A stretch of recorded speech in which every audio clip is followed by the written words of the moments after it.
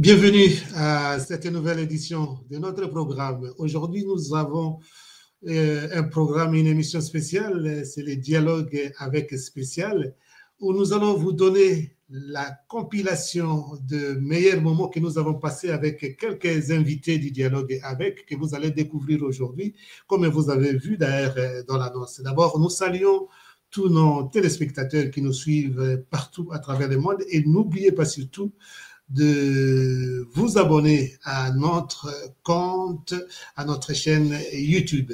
Aujourd'hui, nous vous proposons une compilation de divers invités. Nous aurons ainsi Monsieur Firmin Edouard Matoko, qui est candidat au poste de directeur général au niveau de l'UNESCO. Nous aurons aussi Monsieur Guillaume Ngefa Atondoko, qui est ministre d'État et ministre de la Justice et garde des Sceaux de la République démocratique du Congo. Et puis, nous aurons Monsieur l'abbé Jean-Pierre Makamba, qui est un prêtre de l'archidiocèse de Kinshasa, qui est aussi musicien avec ses fameuses chansons que nous allons suivre pendant cette émission. Et ce n'est pas tout, nous aurons aussi Monsieur Thomas Louaka, qui est avocat et politicien de la République démocratique du Congo, que nous allons écouter, qui était aussi l'invité du dialogue avec. Et après, nous aurons un autre avocat, c'est M. Hervé Diakiese, qui est aussi politicien de la République démocratique du Congo. Mais nous n'aurons pas seulement des politiciens, nous aurons aussi Mme Karine Njoko, qui est professeure d'université.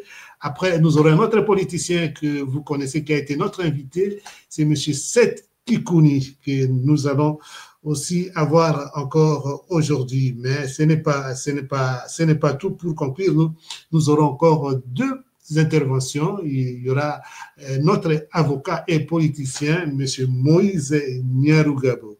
Mais pour finir, nous allons avoir aussi un journaliste bien connu, c'est Louis-France Kouzikeza. Bienvenue encore une fois à cette compilation que nous vous proposons.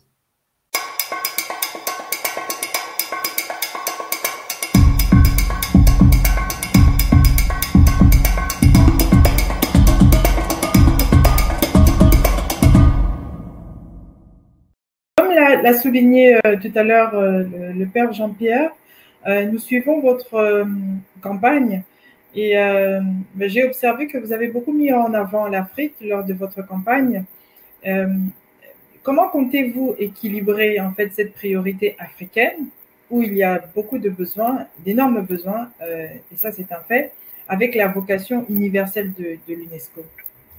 Voilà, très bonne question parce que effectivement, depuis 25 ans, depuis les années de sécheresse des années 80, depuis le lancement du premier programme spécial des Nations Unies pour l'Afrique par Boutros Ghali, nous avons un programme à l'UNESCO qui s'appelle Priorité Afrique, donc que j'ai dirigé pendant les 10 dernières années aussi, et qui consiste à donner plus de priorité au programme de développement en Afrique, que ce soit en éducation, en culture, dans tous nos domaines de compétences. Et nous avons une deuxième priorité globale, c'est du jargon technique, mais nous avons une deuxième priorité globale, c'est le genre, l'égalité de genre. On en reparlera après.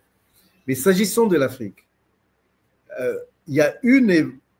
on est parti d'une situation catastrophique dans les années 70-80, on s'en souvient tous, les grandes famines, les situations de pauvreté, qui persiste encore dans certains cas, mais il faut reconnaître aussi que l'Afrique a progressé.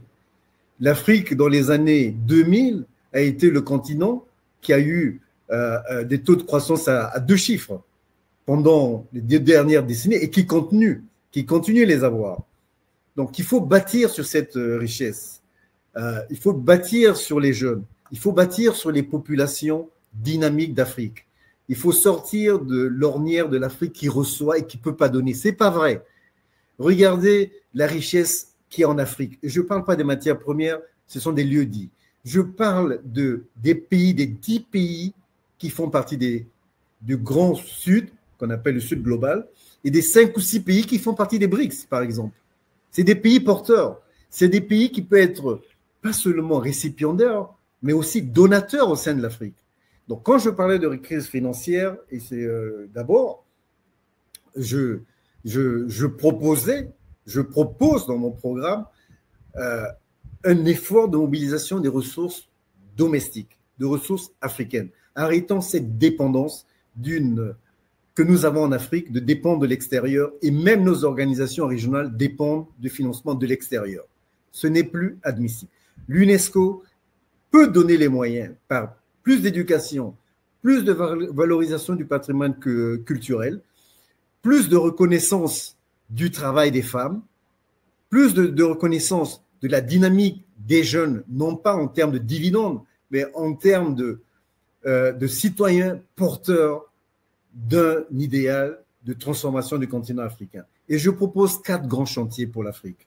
Le premier, c'est mettre en place, contrairement à ce que on a fait, bien sûr, au cours des 10 dernières années, en utilisant les nouvelles technologies, ce que j'appelle Africa Lab, un laboratoire Afrique d'innovation, où on mettrait en avant annuellement, de manière biannuelle, toutes les innovations technologiques qui sortent de l'Afrique, et notamment de ces jeunes talents.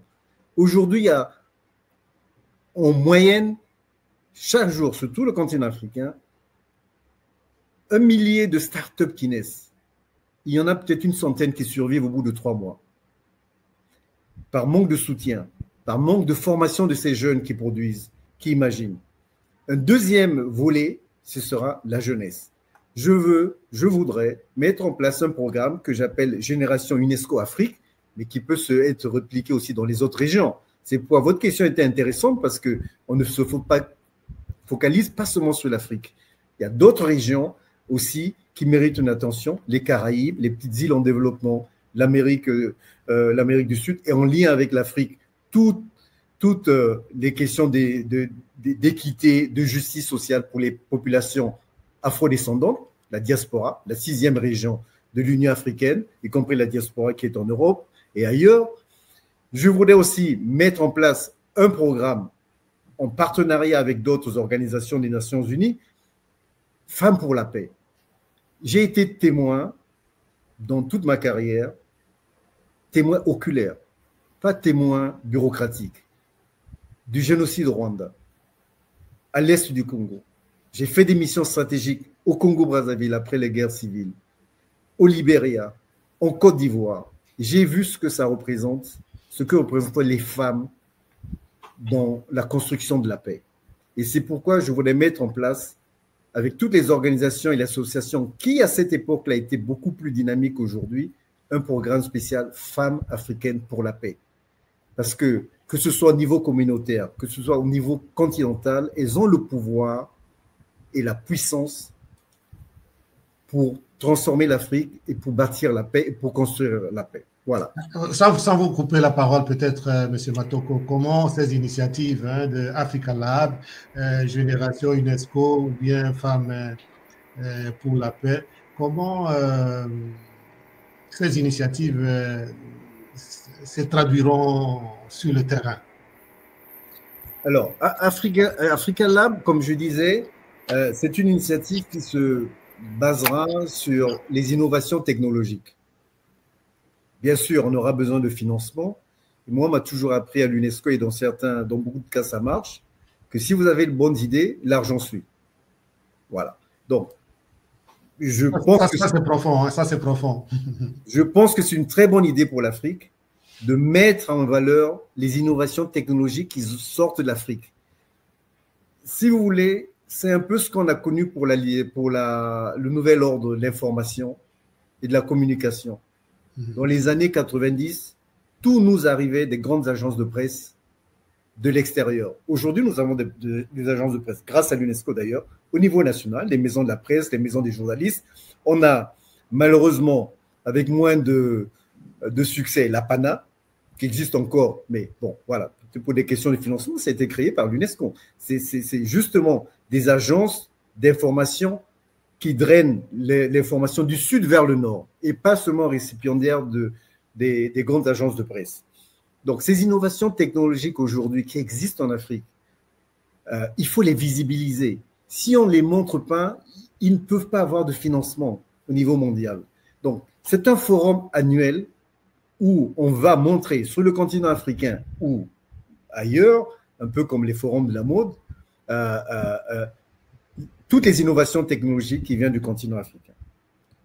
Femmes pour la paix, si je recense toutes les organisations féminines qui travaillent pour la paix, y compris à l'est de RDC. Nous avons, par exemple, avec le prix Félix Houphouët-Boigny, il y a quelques années, le docteur Mukwege, donné un prix spécial à Julienne Oussenje, qui travaille sur les femmes victimes de violences en temps de conflit, pas seulement en RDC, mais aussi ailleurs.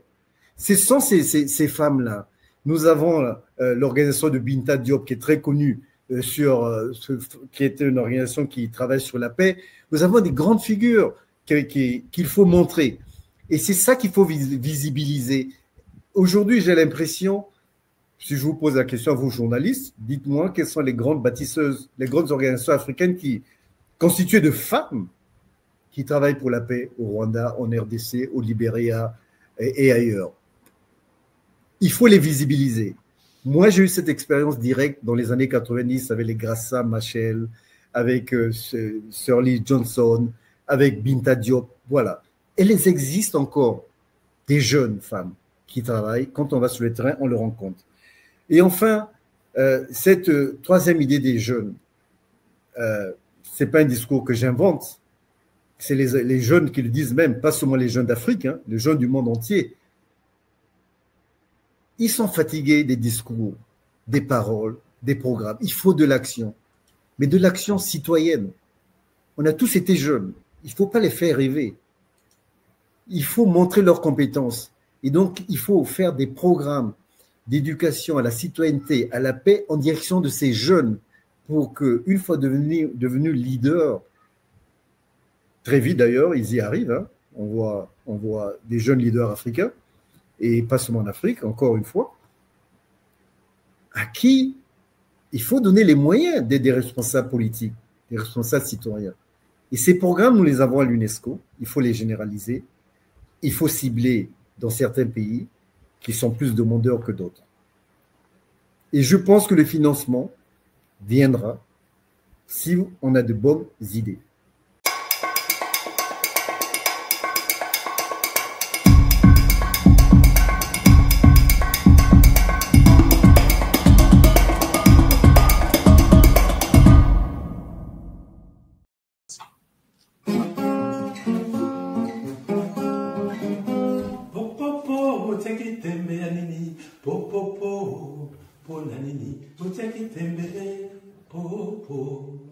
Zamba ezangi biloko te, zamba ezangi nyama te mai, ezangi mbisi te kasi tozali kolia te, mpo na nini otiaki tembe popo.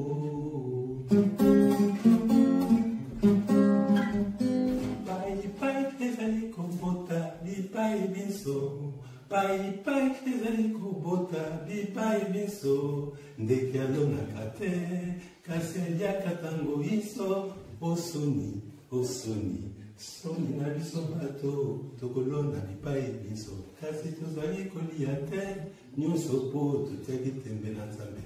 Popopo. Nzete eyebanaka na mbuma kitoko, nzete maya moto malamu ekobotaka bolamu. Onini mboka na biso likamwa malonga te, nyonso po totiaki tembe na Nzambe.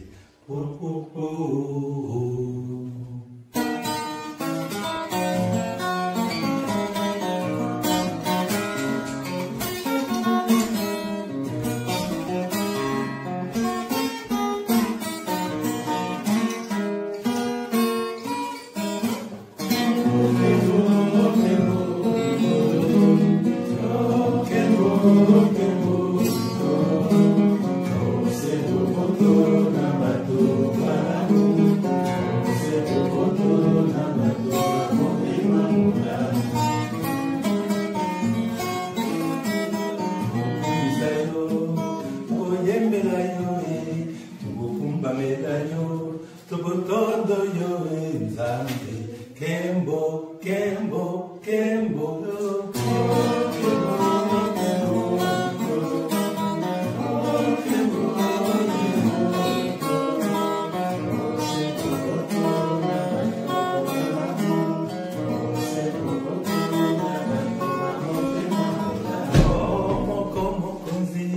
yo mokonzi, yo moko leki banso. Oh, oh, kebo, kebo, likolo. Oh, kebo, kebo, likolo. Oh, sebo, koto, na bato, malamu. Oh, sebo, koto, na bato, mote, elongo, ne mosa. Oh, kembo, na zambeta. Oh, kembo, kembo na mwana. Et voilà, et voilà, et voilà, et voilà, et voilà. Alors, Abbé Jean-Pierre, Oui, si ces deux chansons, il y a évidemment le fameux Popopo et puis il y a le Kembo. Alors, on va d'abord parler de Popopo, puisque vous aviez déjà fait allusion à Momi Leng et le Malam qui vous a fait des problèmes, et moi, ça, je ne savais pas, je viens de découvrir. Maintenant, la chanson Popopo, ça vous a fait aussi des problèmes. Et c'est puisque on pensait que c'était comme une sorte de pamphlet contre le régime de Mobutu à l'époque. Et en fait, qu'est-ce qui vous a poussé d'abord à composer cette chanson de Popopo, puisque ça fait quand même beaucoup de bruit, la chanson de Popopo. Abbé Jean-Pierre. comme je l'ai dit tout à l'heure, que j'avais un souci permanent de notre peuple par rapport à la réalité traditionnelle africaine nous sommes un peuple très pacifique, un peuple très respectueux des lois et de la nature et en même temps des lois sociales. Mais je me demandais, mais comment se fait-il que nous qui étions si très agriculteurs, chasseurs, tout cela, et qu'on n'acceptait plus, qu'on ne mangeait plus? Hein? Je suis de la culture, enfin, je suis du temps colonial et puis je n'ai vraiment pas connu une vie difficile en famille et tout ça, je dirais pas, parce que on mangeait, toutes les familles dans le temps mangeaient avec les salaires que recevaient nos parents. Et ceux du village, quand j'allais chez la tante à l'internat, on mangeait au village, tout était là. Alors, ça, ce sont des choses qui ont marqué ma vie d'enfance, dans la jeunesse, l'adolescence. Et je vais aux études, à Rome, j'allais en Sicile. En Sicile, pour planter, pour avoir les citrons, il faut vraiment creuser dans les rocs. Il faut prendre l'eau douce et venir arroser. Et parce que l'eau de la mer était salée, ça brûlait. Et je voyais ces gens péniblement, mais ils produisaient des citronniers et qu'on vendait ailleurs. Eh bien, j'étais content, je disais, bon, ce sont des bons agriculteurs. Je rentre au pays. Un jour, j'étais d'abord dans des paroisses, voilà, je résume, j'étais dans des paroisses comme Rigini, j'étais à Mawagali, Mongafula, et Jean 23 aussi. Là, je me rappelle avoir fait travailler là-bas aussi. Voilà. J'arrive à Massina, nommé à 91 comme curé. Et c'est là où j'ai vu la misère de mon peuple. Un jour, j'étais en train de manger à table. Je vois une famille d'en face envoyer leur fille pour dire Tozali kolia mungwana mai. Mungwana mai. Donc, laissez avec Dieu. J'ai dit non, c'est pas vrai. J'ai quitté la table, je suis allé voir. Et c'était la réalité. Ça m'a secoué. Ça a fait basculer ma hiérarchie des valeurs. J'ai dit, mais c'est pas possible. Alors, je ne sais pas si c'était Mafuta qui était mon stagiaire ou Simon Kunda, un de deux, l'abbé Simon Kunda. Je dis qu'on donne à manger à cette famille-là. Moi, je ne mangeais plus. Je suis allé et je dormis. Je n'ai pas dormi. Alors, en me promenant, en sortant, je voyais des immondices, des tas d'immondices, mais là, on voyait les matembele pousser on voyait aussi des plantes, des papayers pousser, et il y avait même des bitécoutés. J'ai dit, mais comment se fait-il que nous qui avons tout, l'eau, et même là, sans permission, les papayers poussaient. Et ça a donné aussi des fruits comme ça, publics. Et comment quelqu'un peut dire depuis le matin, il n'a pas mangé? Comment on peut dire ça? Et comment se fait-il que nous avons, puisqu'on a étudié ça, la géographie, que Pouchy, de l'or par-ci, par-là, nous avons des gisements miniers. Comment se fait-il que nous n'accédons pas à nos propres richesses? Et c'était ça ma réflexion, ça a commencé. Je dis, alors, parce que tu as dit qu'au Tiatembe, parce que nous doutons de la loi, de la bonne loi, de la société. Nous ne respectons pas. Pourquoi on ne peut pas avoir ces mêmes papayers et ces fruits pour tout le monde? Cette réflexion. Ça vous a inspiré pour composer Popopo? Ça m'a inspiré pour composer des Popopo. Oui, alors, maintenant, la chanson a été mal interprétée par les autorités, par les régimes, et ça vous a fait des problèmes. Ah oui, c'est-à-dire, j'avais un technicien qui était régisseur, qui preneur de son, Massou, qui travaillait à RTNC. Après avoir composé là, il est allé à la RTNC. Ça jouait. Moi, j'étais en Europe en congé. Et le père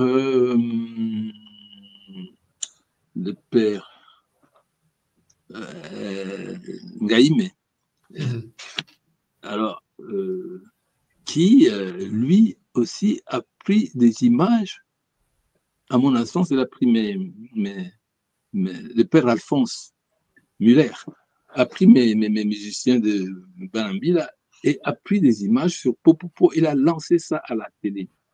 Alors, c'est là où, à mon retour, l'animateur de l'émission, Savoir Choisir, qui va m'appeler, et viendra me dire, parce qu'il n'y avait pas de téléphone, on viendra me donner le message. Il y a un père de famille qui est en danger parce qu'il a lancé ta chanson Popopo à la radio. On dit que c'est une chanson qui s'adresse à des autorités, enfin, pas encore des autorités, mais il doit expliquer pourquoi cette chanson.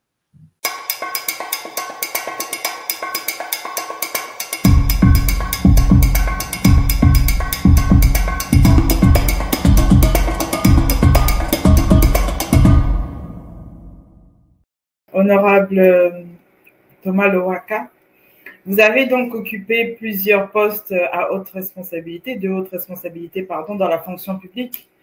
Et avec le recul, pour aller un petit peu dans une vision plus générale, avec le recul et votre expérience, comment est-ce que vous expliquez que le Congo, malgré son immense potentiel et aussi avec la compétence et l'expérience des hommes comme vous qui ont géré, comment est-ce qu'on peine encore à se développer et que nous soyons encore dans une situation assez difficile? Ah, merci beaucoup. C'est vrai que j'ai beaucoup réfléchi à la question depuis des années. Moi, je pense que la cause ou les causes, nous avons trois causes fondamentales qui font que nous n'avançons pas. La première cause de notre stagnation ou de cette situation de conflits récurrents, la première cause pour moi, c'est notre façon de faire de la politique. Au Congo, la première cause, c'est, je peux qualifier ça de la confiscation du pouvoir d'État par des groupes politiques. Successivement, des groupes politiques qui viennent s'accaparer du pouvoir d'État. Je peux donner quelques exemples. 1960-1965, il y a un groupe politique qu'on appelle le groupe de Mbinza. Vous avez là-dedans Mobutu, Bomboko, Nendaka. C'est ce groupe-là qui contrôle les pouvoirs d'État. Sous la Deuxième République, un deuxième groupe arrive, prend le contrôle de l'appareil de l'État. grosso modo, c'est les groupes qu'on appelle MPR, un parti politique, qui s'accapare, qui confisque les pouvoirs d'État. Et puis, vous avez le troisième groupe qui arrive, c'est l'AFDEL. L'AFDEL prend le contrôle de l'appareil de l'État. Après, c'est le groupe de Joseph Kabila, qu'on appelait MP, hein, AMP, MP.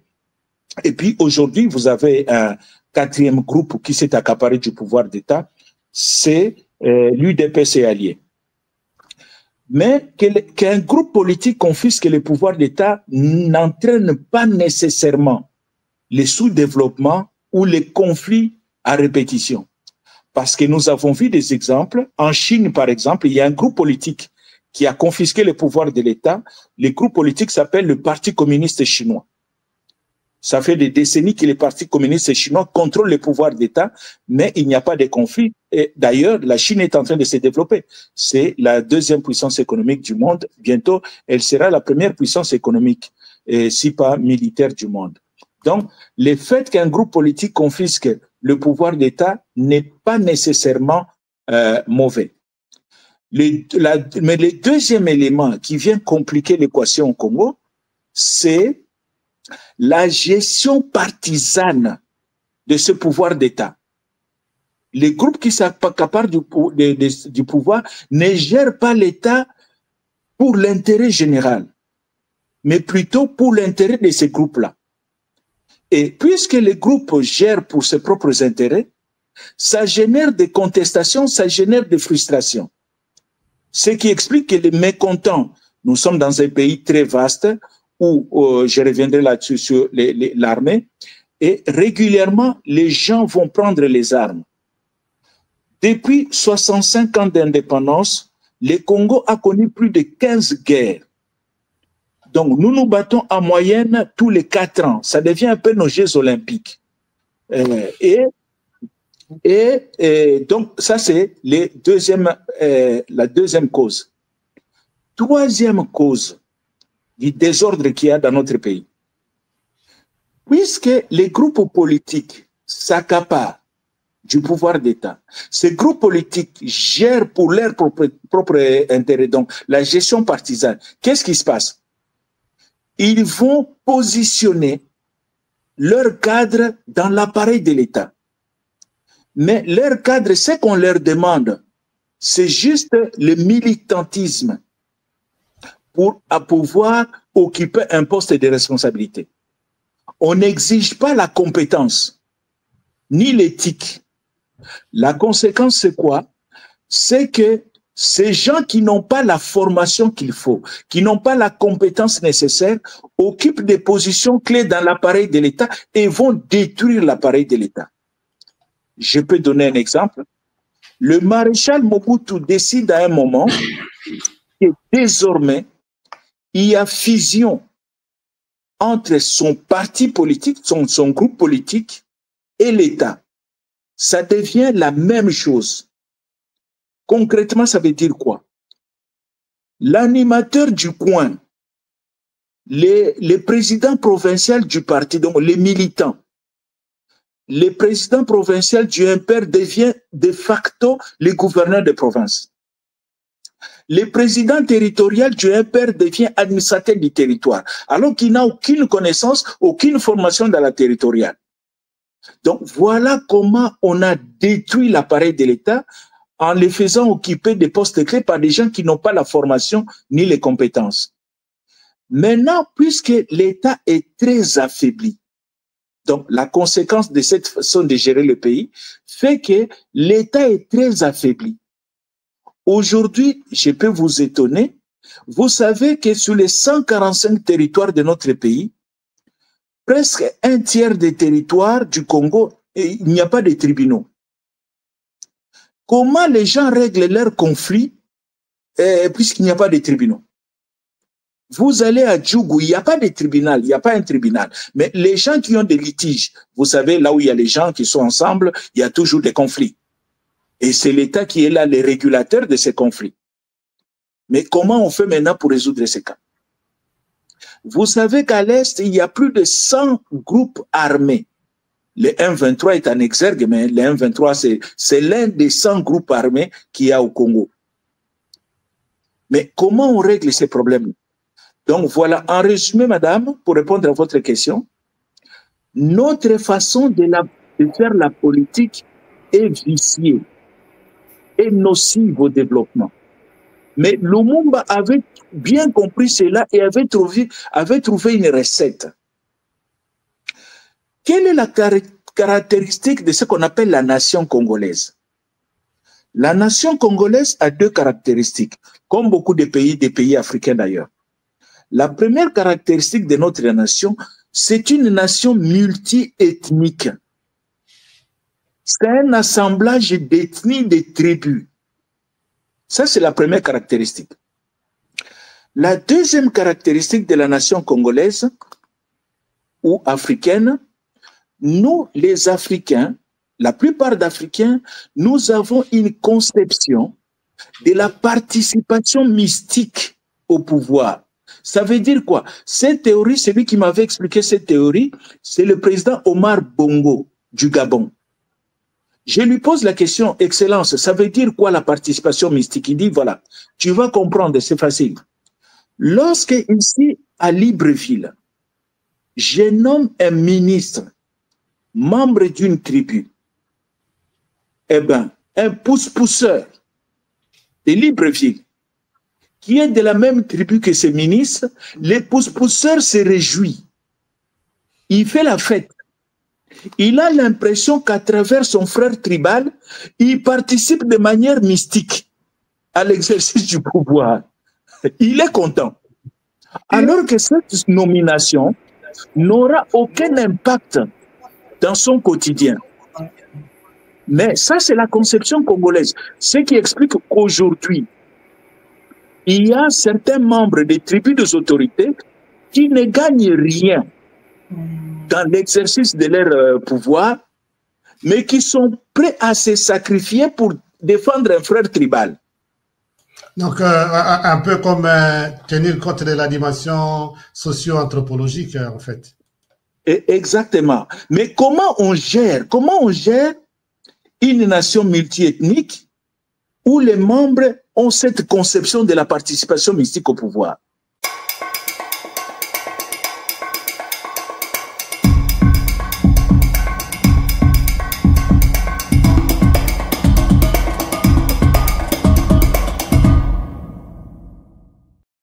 Alors, Michel V, le mois de juin a été marqué par la publication de votre livre, La parole et le combat.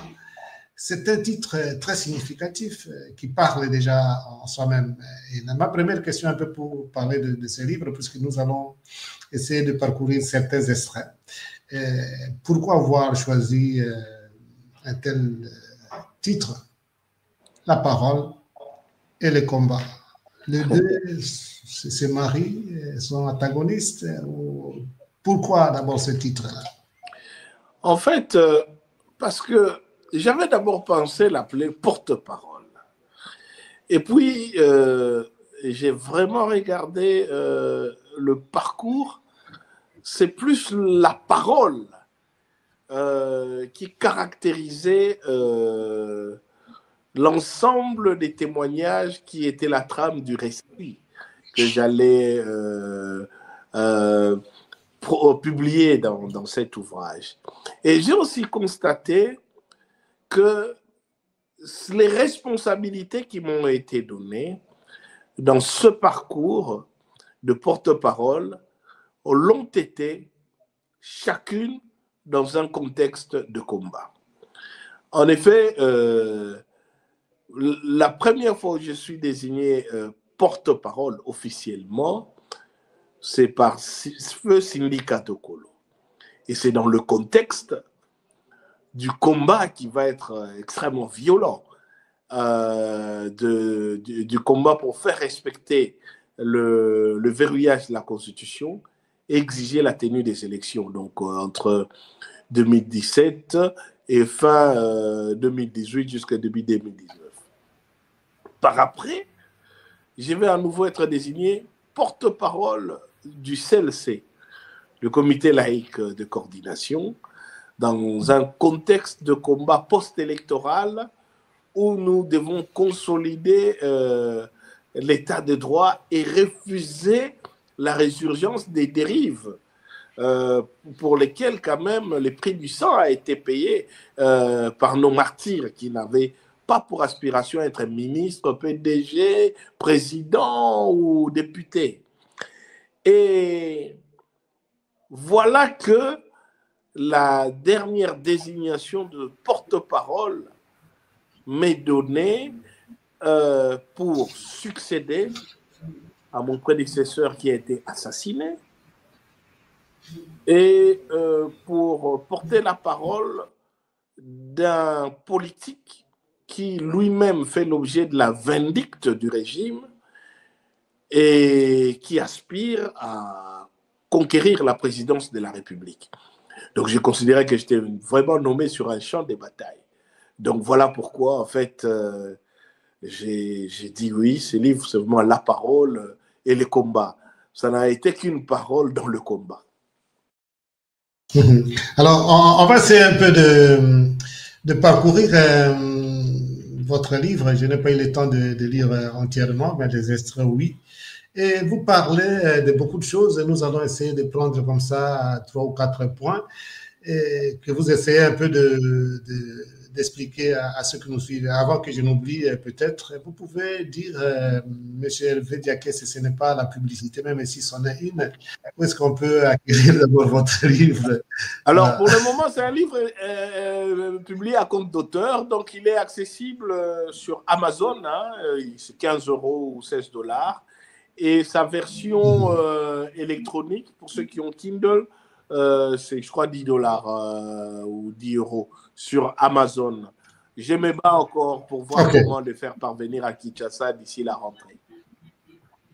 Ok, alors, passez cette petite partie de pub de votre livre. Bon, j'ai fait la pub puisque c'est quand même dans le domaine de la science, afin que les gens puissent lire un peu plus, puisque on nous reproche souvent de ne pas beaucoup lire, hein, nous les Africains en général, ou l'homme noir, comme ça, s'ils peuvent lire ce livre, c'est vraiment intéressant. Vous parlez de dessous des cartes de Pretoria. Vous pouvez un peu nous en parler rapidement, hein, dans votre livre, vous parlez de ça, les dessous, justement, vous avez fait allusion d'ailleurs à l'histoire de Pretoria. Ou bien, non, c'était autre chose, les dialogues. Alors, vous pouvez un peu nous parler un peu de dessous des cartes de Pretoria.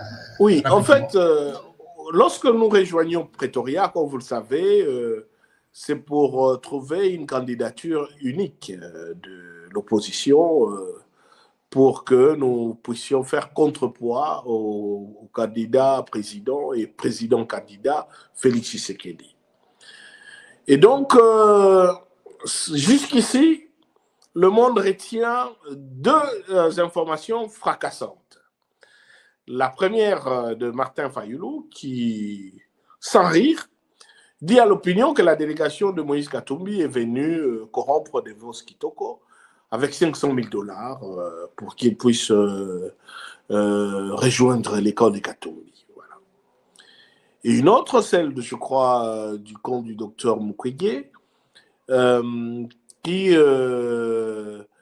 dit qu'on n'a pas en fait trouvé un candidat commun et que les Pretoria n'avaient pas vocation à désigner une candidature commune.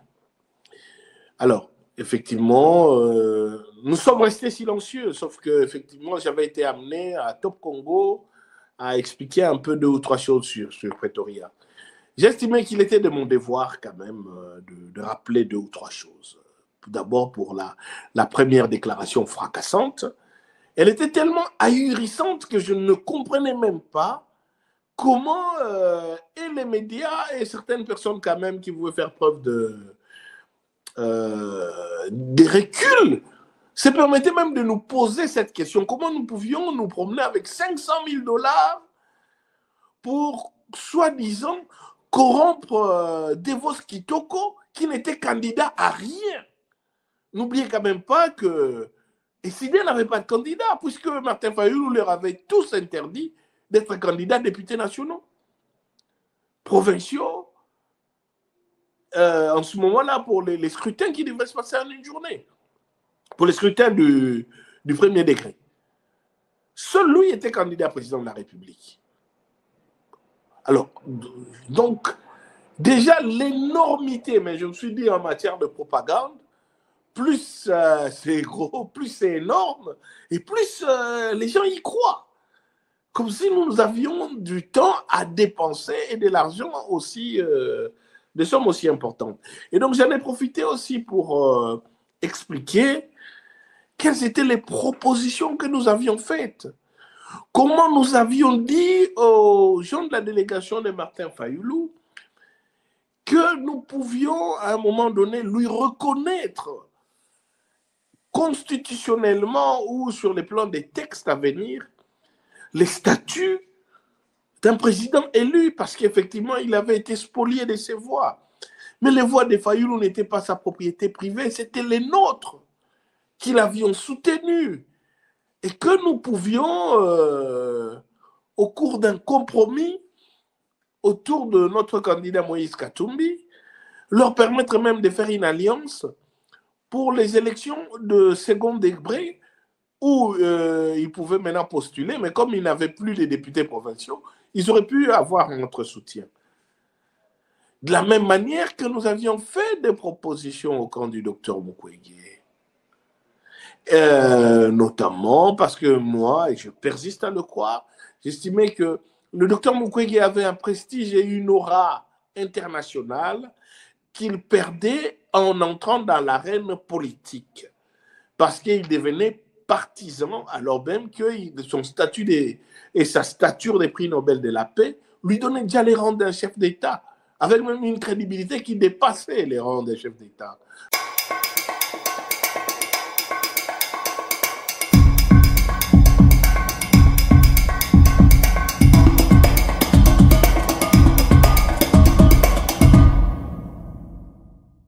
Qu'est-ce qui vous a amené d'abord à faire ce que vous faites aujourd'hui, de laisser, vous venez de dire ça, vous avez laissé ce que vous aviez fait, et vous êtes nommé professeur à l'université de Lubumbashi, et vous vous dégagez, et vous laissez les conforts, comme on peut dire, de Suisse et de l'Europe, et vous allez enseigner à Lubumbashi, et vous vous engagez un peu plus plutôt pour promouvoir l'avenir des universités et des jeunes.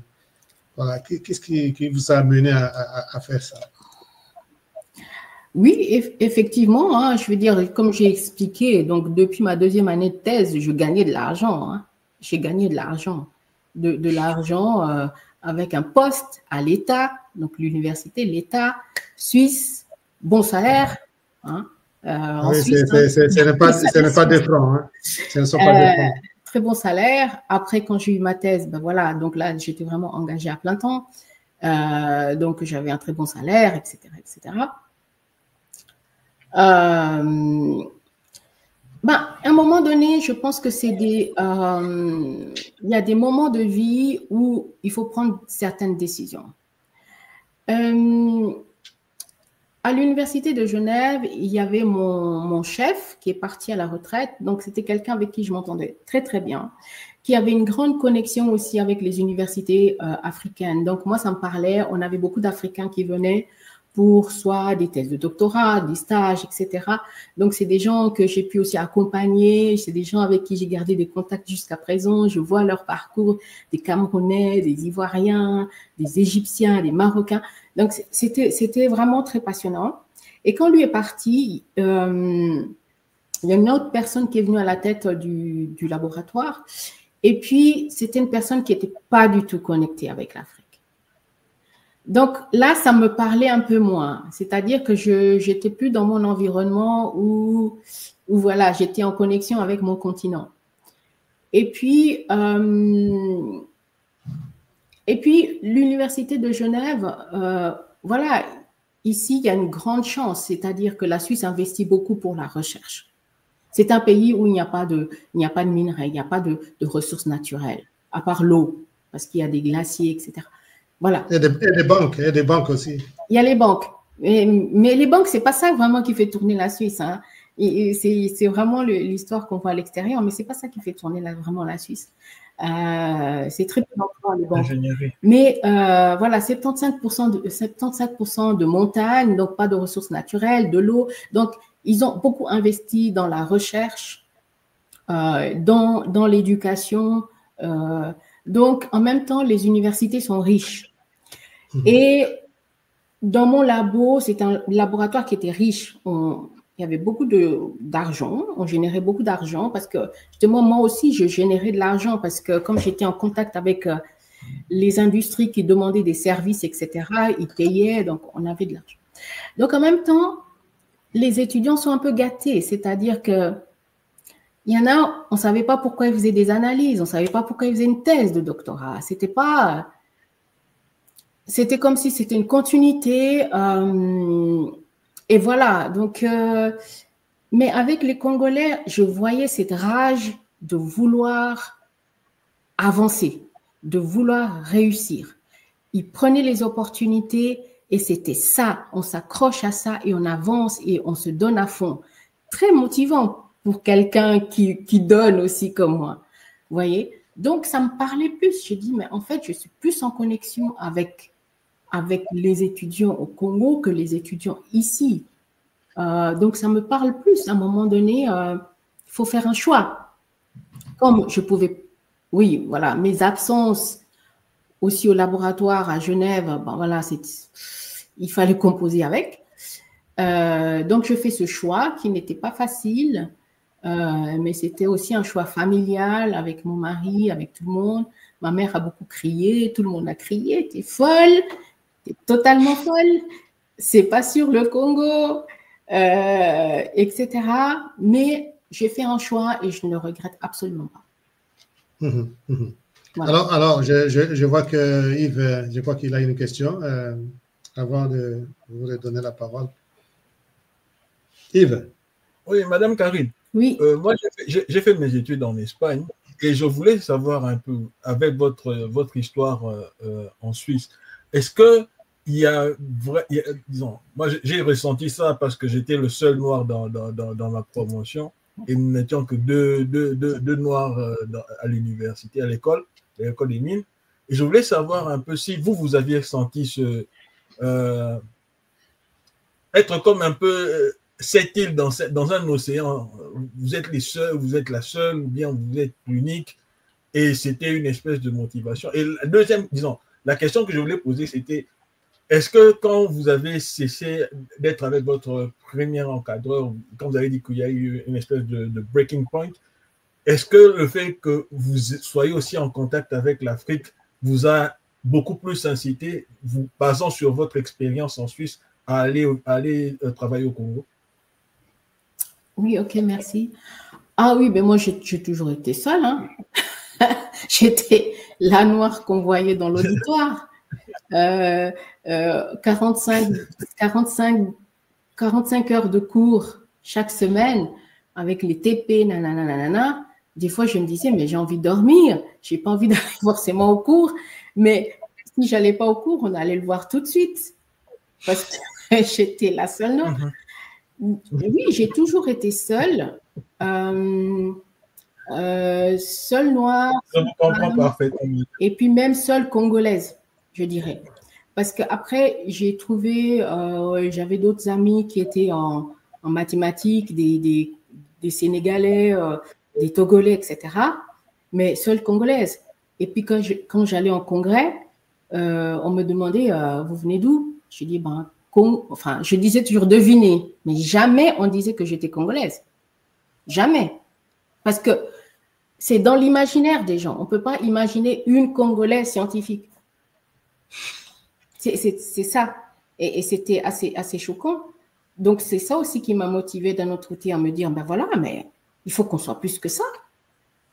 Il y en a des Congolais scientifiques, mais ils sont où? Il faut qu'on les voie. Ça m'a motivée. Parce qu'effectivement, j'ai évolué toujours un petit peu seule. Et puis, en plus, moi, j'ai fait de la chimie analytique. Donc, c'est quand même des gros appareils, la résonance magnétique nucléaire, la spectrométrie de masse. Et puis là, c'était un monde très masculin. Je veux dire, dans les congrès, quand j'allais dans les congrès, avec mon chef, on me disait, oui, est-ce que c'est la petite amie du chef ou c'est la secrétaire? Non, mais vraiment, hein. C'était ça. Je comprends. Je comprends. Une fois, j'ai eu un prix de la Société suisse de chimie. On était en congrès. J'ai eu le prix de la Société suisse de chimie. Même les Noirs qui étaient là, il y avait 2 Noirs, je me souviens. Ils sont venus vers moi, puis ils m'ont dit, mais vous venez d'où? Vous êtes sénégalaise? J'ai dit, non, je suis congolaise. Voilà. OK. Merci beaucoup, madame. Oui, Yves, il y avait une deuxième question d'abord. Yves, c'est ça, hein? Tu avais des questions ou bien on a...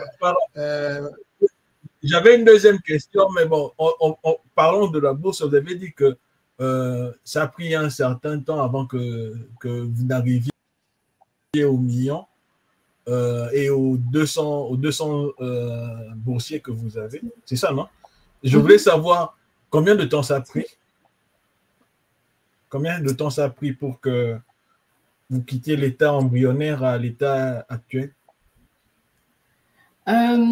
C'est une belle expérience que je peux partager parce que je vois toujours des gens qui veulent, c'est bien, qui veulent commencer des choses, mais qui pensent très grand tout de suite. Je veux dire, les choses, il faut les construire. Il faut acquérir de l'expérience, il faut voilà, emmagasiner de l'expérience, changer les pratiques, etc. et grandir petit à petit. Nous, on a vraiment grandi petit à petit parce qu'au départ, ben, voilà, la bourse était à l'université de Kinshasa.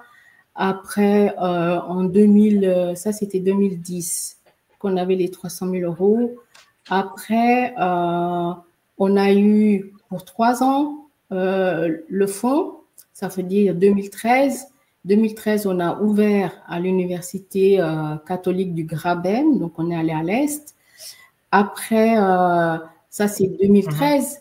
Après 2016, on a ouvert, ça c'était Bukavu Goma, l'université ULPGL, après UOB et UCB. Après, c'était Mbujima, UOM. Donc, je pense que ça a pris environ, je dirais, 6 ans.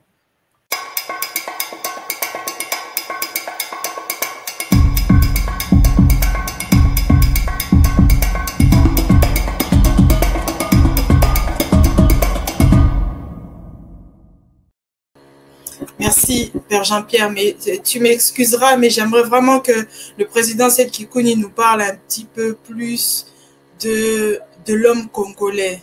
Je sais que ce n'était pas prévu, on doit pouvoir avancer parce que ça fait déjà à peu près 50 minutes, mais en entendant la devise du parti, Piste pour l'émergence, mobiliser, organiser, transformer, et par rapport à ce que vous venez de dire il y a quelques minutes, président Seth Kouni, j'aimerais que vous me parliez en fait dans les valeurs du parti et comment est-ce que vous incorporez le changement de l'homme congolais en général?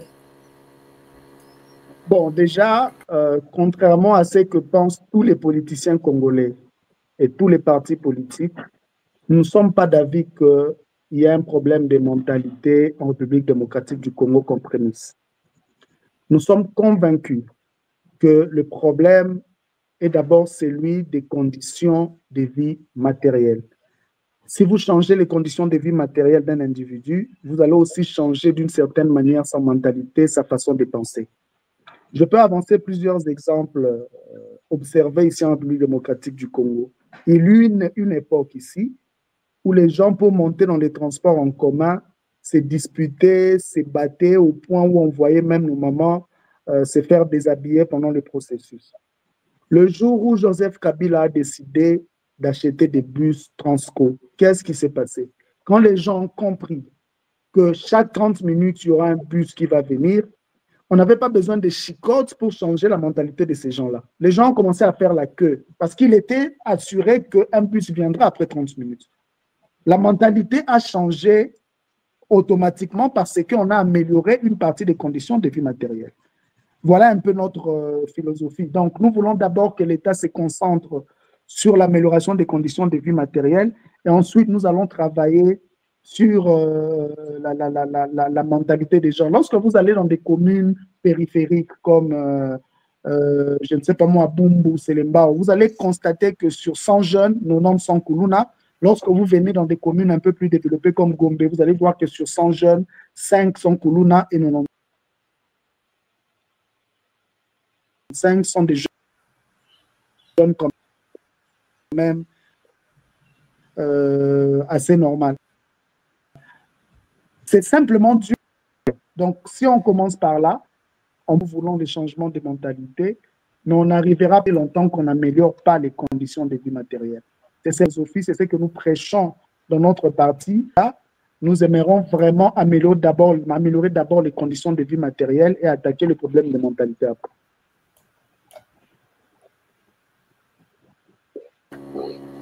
Merci beaucoup, Président Sekikouni. J'aime beaucoup cette réflexion. J'espère que les internautes ne vont pas penser que je suis partisane, mais transformer les conditions de vie matérielles des Congolais pour les amener à changer, j'aime cette réflexion. C'est nouveau, on n'entend pas souvent ça dans le discours politique congolais. On va donc passer alors à la deuxième thématique de notre entretien ici, en tout cas d'un dialogue. C'est pas vraiment un entretien, c'est plus un dialogue, un échange. J'aimerais qu'on parle un petit peu, que vous nous fassiez part de votre ressenti par rapport à l'arrestation. Vous avez été condamné à 1 an de prison.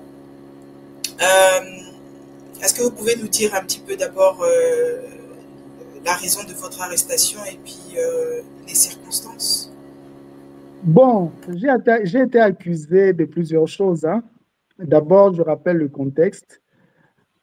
Après les élections de 2023, nous avons eu avec l'ancien gouverneur du Kasaï et l'ancien député Claudel Lubaya de créer un cadre de concertation des forces politiques et sociales. C'était quoi l'idée derrière le cadre de concertation des forces politiques et sociales? Avant les élections, au sein de l'opposition, il y avait 2 tendances. Il y avait un groupe de gens représentés par Claudel Lubaya, le FCC, le PPRD, les autres, qui étaient convaincus qu'il y aura tricherie lors du processus électoral. Ils ne voulaient pas aller aux élections, ils ne sont pas allés aux élections. Et puis, il y avait notre groupe. On avait pris les risques d'aller aux élections parce que, bon, on faisait confiance à la démocratie. Nous avons participé aux élections. Non, le cadre de concertation voulait concilier ces 2 tendances. On crée un cadre de concertation pour permettre à tous les opposants qui étaient divisés avant les élections d'être autour d'une table et de constituer une force pour mener un combat contre ce que nous qualifions déjà à l'époque des dérives dictatoriales de Félix Tshisekedi. On avait déjà compris que Tshisekedi voulait changer la constitution, on avait déjà compris que Félix Tshisekedi voulait s'éterniser au pouvoir, et puis il y avait plusieurs arrestations arbitraires et tout. C'est dans ce contexte-là que moi, à Kinshasa, Claudel Lubaya en Europe, j'ai organisé des consultations. Plusieurs partis sont venus vers nous, environ 30 partis politiques et plusieurs organisations de la société civile. Tous les mouvements citoyens connus comme Lucha, Filimbi, Bisso Peuple sont tous venus chez nous, et puis on a constitué le cadre de concertation à travers l'organisation d'une plénière. Alors la deuxième étape, ce que nous voulions faire maintenant, c'était aller parler aux grandes formations politiques, notamment le FCC, Ensemble, la Mouka et tout. Mais avant de le faire, j'ai dit aux amis qu'il était important pour nous de voir les pères de l'Église. Et à cette époque-là, c'était Fulgence Moutéba qui a été élu comme président de la Senko. Fulgence Moutéba, à cette époque-là, n'avait reçu aucun politicien. Nous l'avons contacté, il a accepté de nous recevoir. Il aime beaucoup les jeunes, c'est un ami des jeunes. Il a accepté de nous recevoir. Alors, je constitue une délégation avec des gens comme Alain Bolo, Joël et les autres. Nous sommes allés à Lubumbashi. Nous avons échangé sur la situation générale du pays. Nous lui avons déposé un mémorandum. Et on a aussi profité de notre passage à Lubumbashi pour organiser une conférence débat intitulée « La gestion des crises en RDC depuis 1960 ». Malheureusement, cette conférence débat a été organisée à l'archevêché. Vous savez, Fulgence Moutéba n'est vraiment pas quelqu'un que le régime aime. Donc, du coup, mon discours qui a été tenu là-bas était un discours tellement... qui n'a pas été visiblement qui n'a pas été apprécié par le régime. Je rentre à Kinshasa, donc j'ai tenu mon discours le 27. J'ai rencontré l'archevêque le 27. Je tiens mon discours à 14 h. Je rentre à Kinshasa. Le 2 septembre, je rencontre maintenant le président de l'ECC, Bokundowa. On échange, je fais le même exercice. Et c'est ce jour-là que l'ANER vient m'arrêter. Alors, je ne savais pas pourquoi j'ai été arrêté. Parce que ce même jour-là, j'avais fait un tweet sur l'évasion de Makala. Je suis arrêté, j'arrive à l'ANER, c'est là-bas qu'on m'informe que voilà, tu es arrêté à cause du discours qui a été tenu à Lubumbashi. Alors, on m'a reproché plusieurs choses, notamment bon, d'être à la tête d'une cellule qui s'est préparée à créer des troubles ici en République démocratique du Congo, d'être en connivence avec l'ennemi, c'est-à-dire la rébellion AFC M23, d'avoir tenu des propos séparatistes, d'incitation à la haine tribale. On cherchait à savoir si dans mon discours, il y avait les idées de l'archevêque Fulgence Mouteba. On cherchait à savoir si Joseph Kabila et Moïse Katumbi étaient en contact avec moi, s'ils m'avaient donné quelques mots par rapport à ce discours-là. Bien de choses. J'ai été auditionné et au final, j'ai été poursuivi pour incitation à la désobéissance civile et propagation de faux bruits. Donc, j'ai passé 28 jours à Makala avant d'être transféré au parquet et ensuite à la prison centrale de Makala.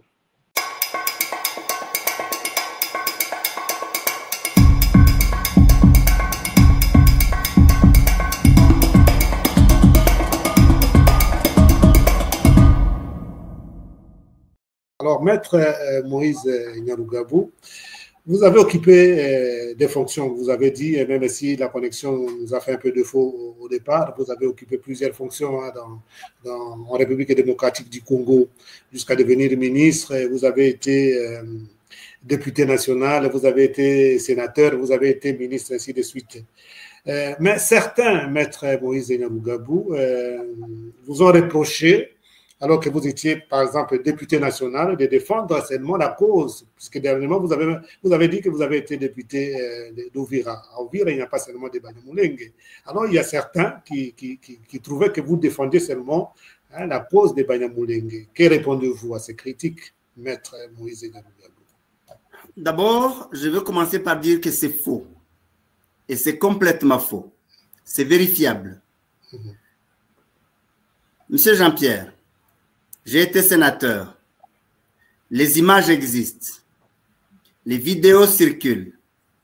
J'ai pris position dans toutes les questions sur l'Ituri, avec les Codeco et autres, sur les naufrages au Bandundu, sur le Bundu dia Congo au Congo central et sur d'autres questions. Même sur les questions de gouvernance, j'ai pris position. Mais par contre, moi, je me pose la question. Quand je défends cette cause-là des Banyamulenge, personne ne dit que je ne dis pas vrai. Mais ce qui m'étonne, pourquoi personne d'autre n'en parle? Je suis convaincu qu'il y a des choses que même vous n'apprenez qu'aujourd'hui. Alors, là où il y a un pareil drame, mais personne d'autre n'en parle. Voilà ce qui n'est pas normal, voilà ce qui est coupable.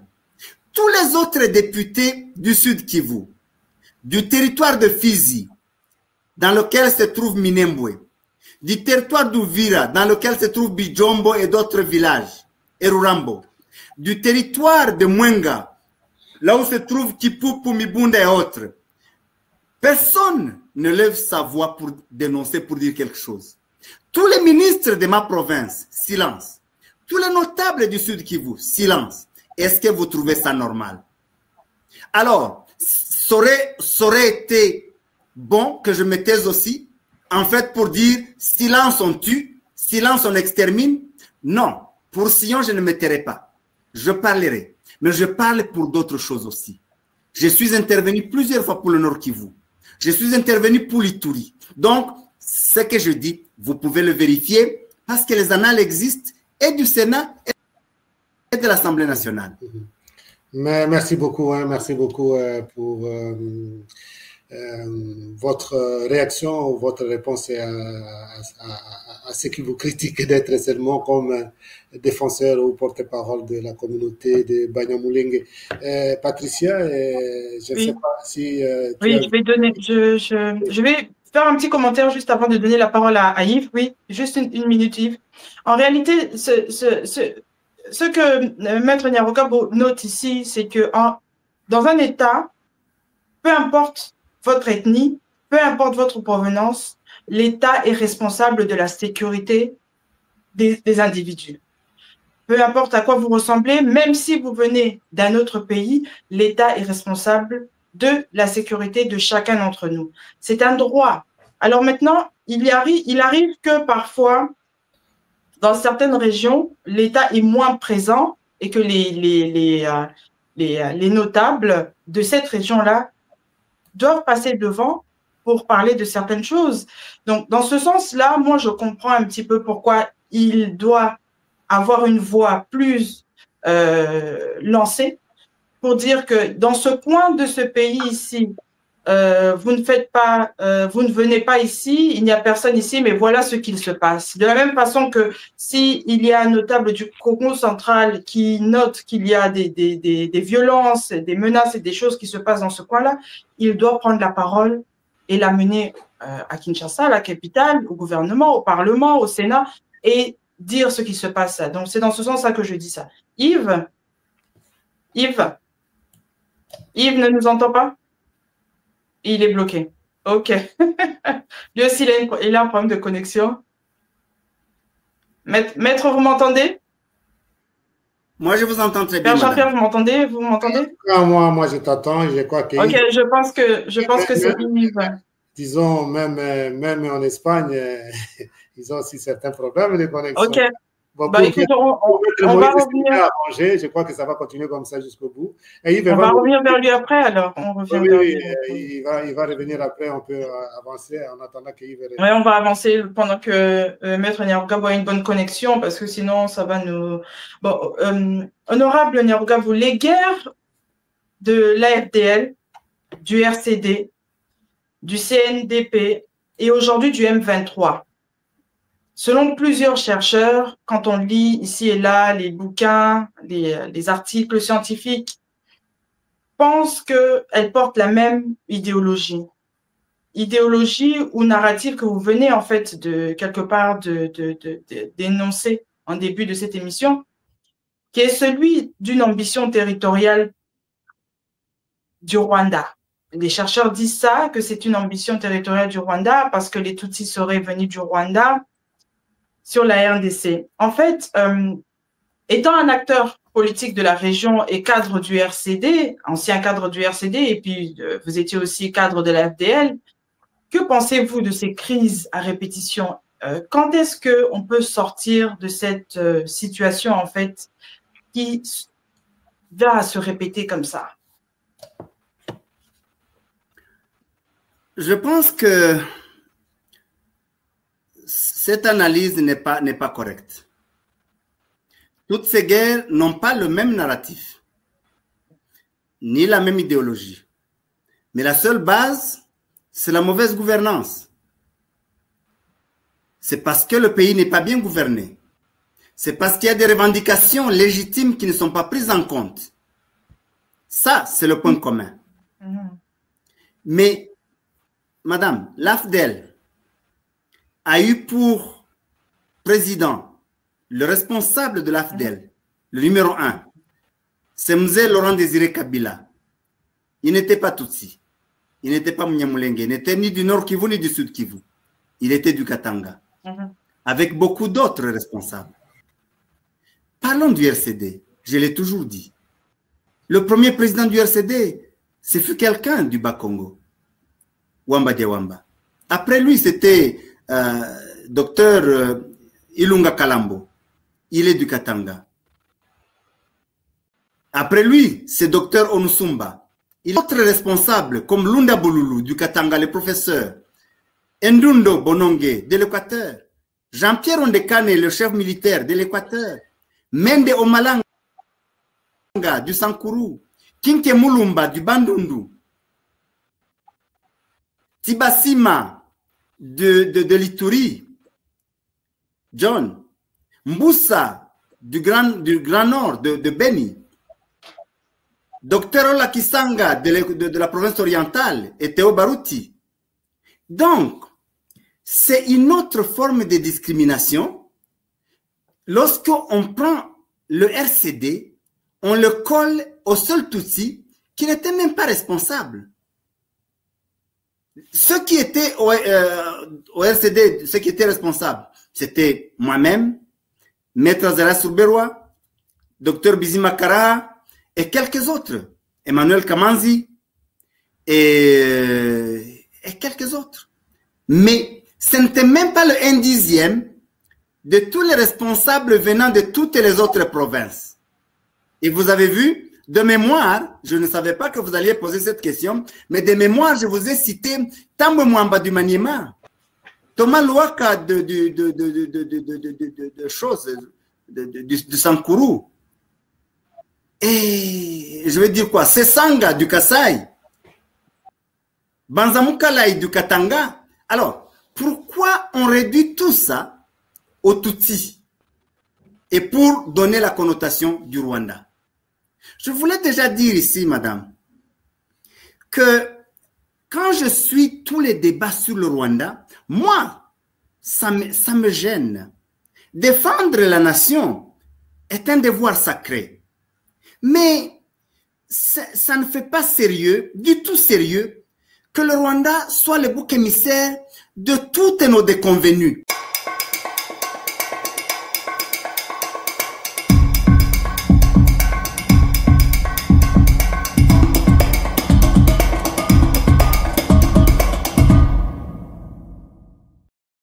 Je me demande comment est-ce que vous avez pu vous adapter entre les différents pays comme ça. Est-ce que ça a été quelque chose d'assez fastidieux ou quelque chose d'assez simple pour vous parce que vous êtes une personne qui s'adapte facilement? Ouais, je pense que c'est la résilience. J'ai quitté mes parents, je n'avais que 11 ans pour entrer au petit séminaire. Et depuis 11 ans, je n'ai plus habité avec mes parents. Passé au moins une année, je passais seulement quelques semaines. Et puis bien sûr, lorsque vous êtes au petit séminaire, vous êtes dans la vie religieuse, on vous apprend la résilience à être partout. Et je pense que c'est vraiment le parcours logique de toutes ces personnes qui sont passées par le petit séminaire ou par la vie religieuse. Et donc pour moi, passer par le Rwanda, Kinshasa, les États-Unis, l'Angleterre, la France et la Suisse, et puis bien sûr tout au long de mon parcours que j'ai fait professionnel, que je fais à pratiquement l'Afrique de l'Ouest, je suis passé dans plusieurs pays. Donc pour moi, c'est plutôt une question de résilience et je trouve ça très normal. D'accord, merci. Alors, Yves.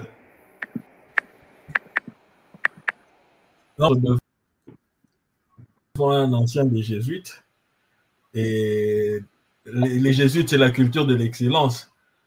Je voulais vous poser une question, mais ça sera beaucoup plus de la taquinerie.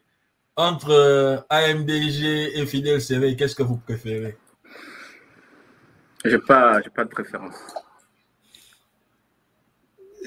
Voilà, alors on va avancer puisque l'autre parcours est aussi long et riche. Vous finissez les études de droit et vous avez encore fait tant d'autres études et spécialisations. Vous continuez d'ailleurs encore à être étudiant puisque quand on fait une thèse de doctorat, c'est toujours les études. Alors, parcourons maintenant votre vie professionnelle, M. Guillaume Nguefa. Bon, rapidement, comme je l'ai dit au début, j'étais d'abord chercheur. Après mes études universitaires, puisque je ne pouvais pas être employé par l'État. Donc j'étais chercheur et puis ensuite, j'ai été inscrit au barreau de Kinshasa à Gombe. Ça, c'est vraiment la principale activité professionnelle que j'ai en ce moment-là. Et parallèlement à cette activité professionnelle, comme je l'ai dit, nous avons créé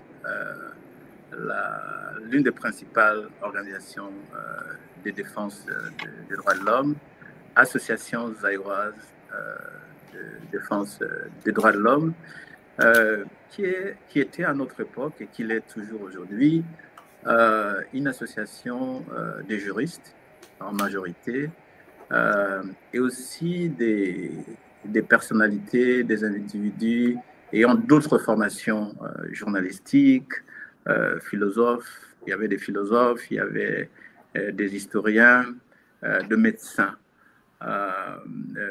L'objectif principal de cette organisation, c'était vraiment de promouvoir le droit de l'homme dans le but de changer les choses à l'époque de la dictature de Mobutu. Et je pense qu'on a modestement, la ZADO a joué un rôle important, mais ce n'est pas le lieu de parler de la ZADO parce que vous parlez de mon parcours professionnel. On y reviendra un peu plus tard.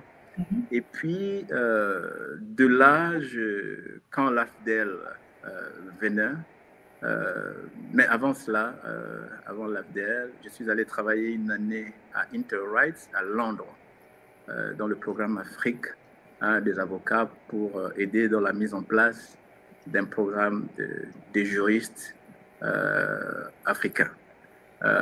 Et de là, je suis revenu à Kinshasa et l'AFDEL est venu et nous étions obligés, en raison des activités que nous avions conduites, disons, au nord de la ZADO, on était obligés de fuir le pays. Et je suis venu à Genève. Et quand je suis venu à Genève, j'ai travaillé pour la Commission internationale de juristes et en même temps aussi pour l'Association pour la prévention de la torture APT à Genève. Et vous savez que la Commission internationale des juristes, c'est vraiment une organisation élitiste qui fait la promotion de la primauté du droit et aussi dans l'administration de la justice. C'est-à-dire que ça concerne aussi bien les avocats, les magistrats, et donc toutes ces personnes qui entrent dans la chaîne judiciaire. Et puis, comme on était là à Genève, j'ai eu l'opportunité maintenant de commencer ma carrière aux Nations Unies, au sein du Haut-Commissariat aux droits de l'homme. Et de là, j'étais déployé en Guinée-Bissau comme chef des droits de l'homme pendant 3 ans. Et puis ensuite, je suis allé comme directeur adjoint de la division des droits de l'homme à la mission, au sein de la mission des Nations Unies en Côte d'Ivoire. Et aussi, j'ai assumé l'intérim pendant la crise ivoirienne. Et puis après, je suis allé au Mali, où j'ai passé pratiquement 7 ans et demi comme directeur de la division des droits de l'homme et représentant du haut-commissaire aux droits de l'homme. Et je crois que de là, vous avez appris certainement que j'avais été déclaré personne non grata. On va y arriver. Là, on vous laisse d'abord parler. Oui. Donc, personne non grata. Et puis, je suis revenu à Genève, où j'ai assuré la direction du département de l'examen périodique universel jusqu'à la fin de l'année. Et puis après, j'ai décidé de prendre ma retraite anticipée pour me mettre à la disposition de l'Afrique et aussi à la disposition de mon pays. Voilà. Alors, pour le moment, nous commençons avec les questions, puisqu'on a vu le parcours académique, disons scolaire et académique, qui est bien costaud. Et puis, aussi, on ne dira pas que vous avez passé des jours malheureux du point de vue du travail, puisque ce n'est pas tout le monde qui a la chance d'avoir du travail au niveau de l'ONU et de parcourir comme ça le pays. Et certains aspects, nous allons les décortiquer pendant nos questions quand même. Mais maintenant, c'est le vrai dialogue qui commence, puisqu'on vous a entendu un peu pendant longtemps. Maintenant, on laisse la parole déjà à Patricia. Oui, merci beaucoup, Monsieur Guillaume Gueffa, pour nous avoir expliqué, en tout cas relaté votre brillant parcours. académique et professionnelle. Alors, ma première question, pour retourner un petit peu au Congo, j'aimerais que vous nous parliez, vous avez dit tout à l'heure brièvement que vous êtes l'un des fondateurs. Pas l'un des fondateurs, mais le fondateur. Le fondateur, oui. Le fondateur, excusez-moi si je n'ai pas bien entendu, de l'Association africaine de défense des droits de l'homme, donc AZADO, et qui est aujourd'hui AZADO, mais qui était auparavant AZADO avec un Z, en faisant un petit peu des recherches. Et j'aimerais que vous nous parliez un petit peu de ça. Et est-ce que c'est aussi cette association et toutes les actions, le militantisme que vous avez fait par rapport à cette association qui vous a valu l'exil du Congo? Oui. Je venais de faire une émission sur la contribution de l'AZADO dans la démocratisation du Congo. Et pendant cette interview, j'avais mis l'accent sur le fait que c'est constant chez nous, c'est qu'on essaie toujours d'une manière ou d'une autre d'effacer l'histoire. Et l'objectif justement de faire cette émission sur la contribution de l'AZADO, c'était aussi de s'assurer que l'histoire de l'AZADO, qui est intimement liée à celle de la société civile, même si cette société civile aujourd'hui est mise de côté, ne soit pas effectivement oubliée. L'AZADO a été la première organisation structurée de défense des droits de l'homme. Elle a été créée par un groupe de jeunes juristes, y compris les avocats, de médecins, de journalistes, et aussi des politologues et des philosophes. L'idée pour nous, c'était de voir comment, en mettant ensemble ces différentes professions, comment on pourrait contribuer à la défense de la démocratie, à faire changer les choses. Pourquoi ces 3 ou 4 professions? Parce que d'abord, pendant la dictature, vous savez, la dictature est caractérisée par les violations des droits de l'homme, quelquefois des violations massives des droits de l'homme, avec les arrestations arbitraires, illégales, et aussi quelquefois des détentions incommunicado, c'est-à-dire en secret. Et il était important que les avocats puissent assister ces personnes. Et puis, nous avons axé nos activités en ce qui concerne les avocats dans la défense des droits politiques. Les droits politiques, c'est-à-dire les droits des personnalités politiques, des opposants, parce que nous pensions qu'il était nécessaire les voix de l'opposition, parce que ce qui est important, malheureusement, chez nous, on ne met pas toujours, on pense que l'opposition ne fait pas partie de l'exercice du pouvoir. L'opposition fait partie de l'exercice du pouvoir parce que par ses critiques, il contribue au changement du pouvoir. Mais alors que chez nous, on essaie d'exclure l'opposition. Le pouvoir il est exercé au nom du peuple et aussi pour le peuple. Et donc, c'est utile que l'opposition puisse contribuer par ses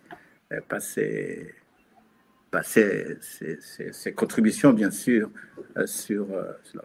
Donc, c'était important que nous puissions nous assurer que les voix dissidentes s'expriment. S'expriment parce qu'elles ont droit, ces voix dissidentes ont droit. Le médecin, pour la simple et bonne raison qu'il y avait des personnes, il y avait beaucoup de manifestations à l'époque, les opposants étaient en prison quelquefois, ils avaient des problèmes de santé. Donc, c'était essentiel que non seulement on documentait ces violations graves des droits de l'homme, violations graves des droits de l'homme, mais on devait s'assurer qu'ils ont droit aussi à la santé. Donc, la commission de médecins essayait de donner, justement, à porter assistance médicale à ces différents opposants. Maintenant, pour les journalistes, il faut exposer ces violations des droits de l'homme. Et c'est la presse, la liberté de la presse, c'est essentiel, c'est le thermomètre de la démocratie. Donc, nous avions des membres dans tous les organes de presse, des journaux qui sortaient, et c'est eux, ces membres, qui ont fait en sorte que certaines situations des droits de l'homme ont été effectivement exposées.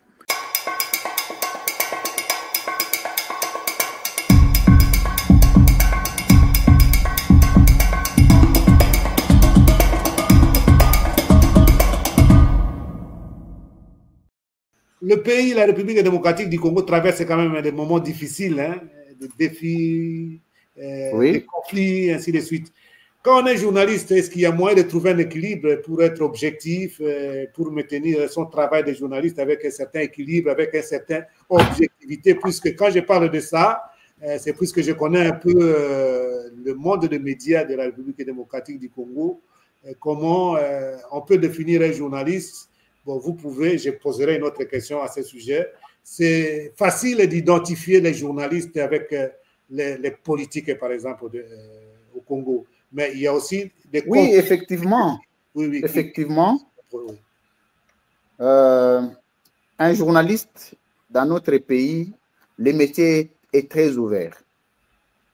Et il faut des réformes pour essayer de codifier, essayer de normaliser, essayer de verrouiller, ce que je voulais dire, le métier de journaliste, parce qu'il est à la portée de tous, quiconque peut l'exercer. On peut être infirmier, avoir vendu quelques produits, comment on appelle, quelques produits de la médecine traditionnelle à Matete. Vous venez parce que vous avez un frère de la tribu qui devient président de la République, paf, vous êtes bombardé journaliste. Alors, le métier n'est pas sécurisé. Il faut sécuriser les métiers et les métiers soient réservés aux seuls détenteurs des titres qui en ont pouvoir de l'exercer. Mais quant à ces jours, il est vrai qu'il c'est un métier ouvert.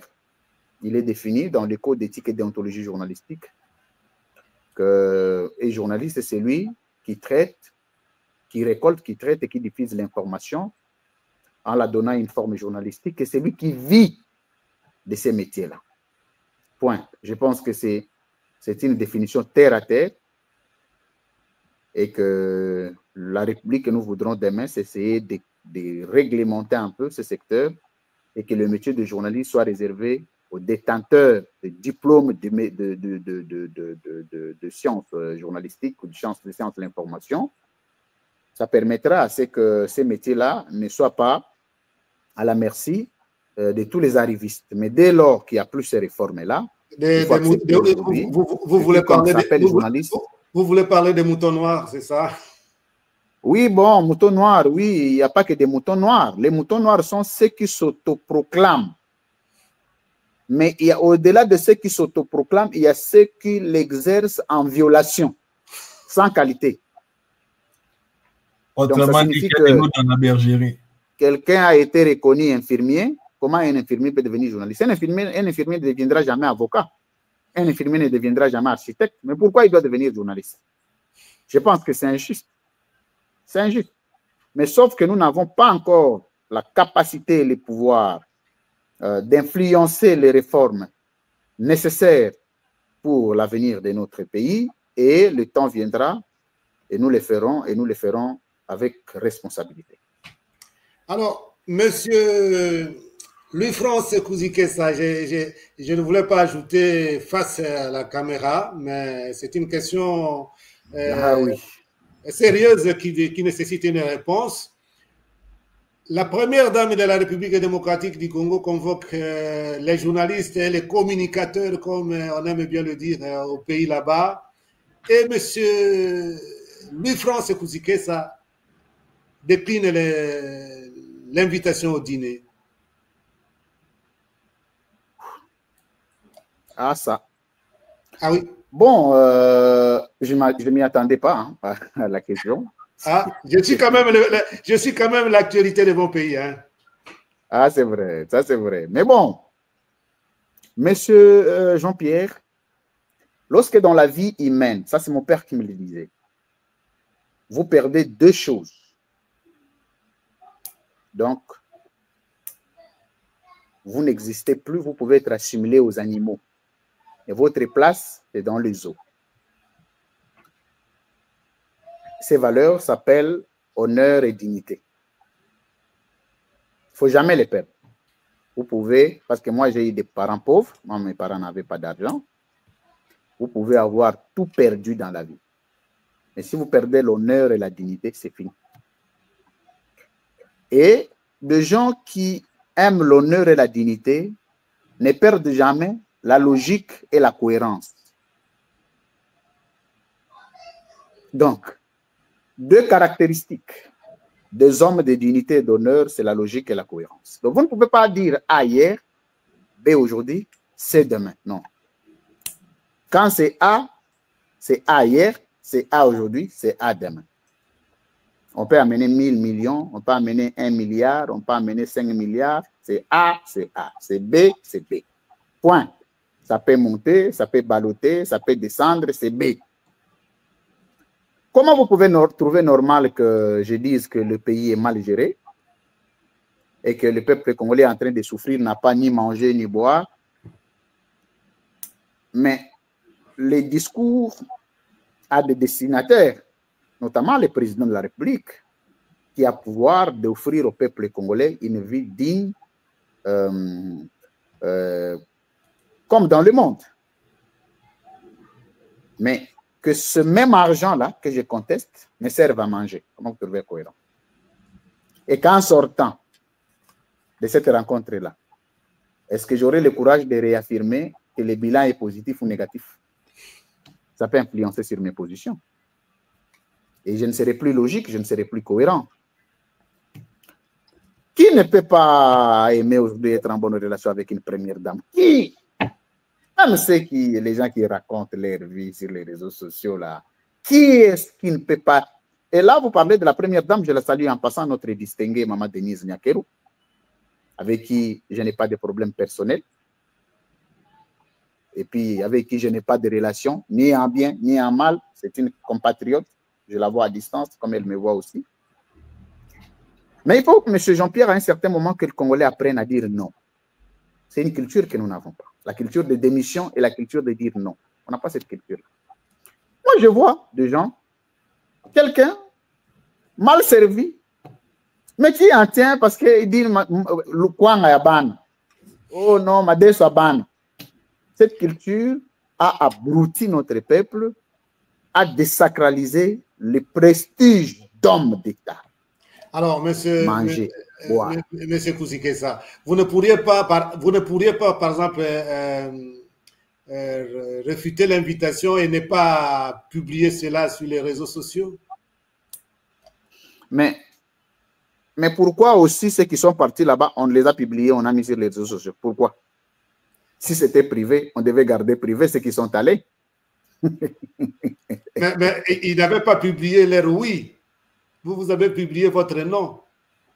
Non, j'ai dit ceux qui sont allés là-bas ont été filmés, diffusés. Pourquoi? Bon, ok, on comprend. On comprend. Voilà, Yves. Moi, je n'ai pas le numéro de notre première dame. Je n'ai pas son numéro. La seule manière pour moi de la remercier, c'était celle-là. On comprend. Je n'avais pas une autre manière. Alors, Yves.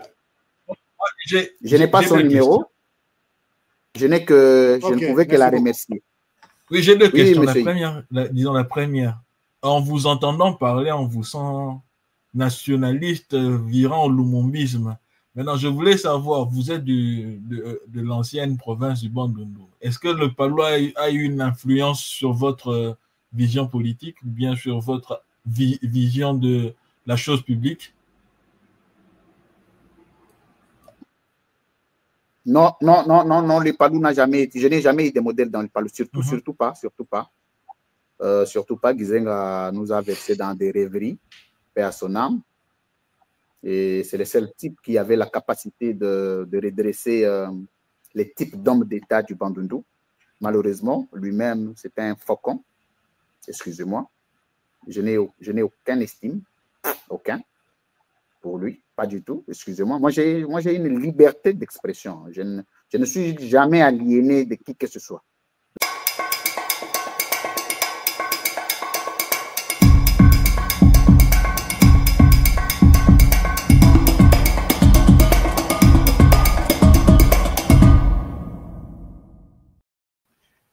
Un grand merci à tous ceux qui nous ont suivis et restez toujours fidèles au dialogue avec. Et n'oubliez pas, comme je l'ai dit au départ de l'émission, de vous abonner à notre chaîne YouTube pour ne rien manquer.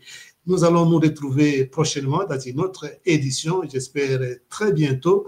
Et nous vous souhaitons une bonne soirée. Vous aurez encore une rediffusion de ce programme d'aujourd'hui. Merci de votre fidélité et c'était un plaisir, encore une fois, d'être avec vous. Aujourd'hui, j'étais seul puisque l'émission n'est pas assez compliquée et prochainement, vous allez retrouver l'équipe du dialogue avec. À très bientôt.